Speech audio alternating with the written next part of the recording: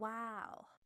Share ko lang kung nangyari sa server namin mga lods. Sa boss raid, so under 1 minute na lang. Sobrang lakas ng trip nung crates. 3 beses niya pinag-reset yung buhay ng boss. So hanggang sa naubos na yung pots ko dito. So nakipagsabayan na ako sa trip niya. Tamang chat-chat lang dito. And then, yung ibang player din na active. Tamang chat na din. Siyempre, baka hindi namin matapos. Sayang din naman yung 100 contribution points, 'di ba? Malaking tulong 'yun.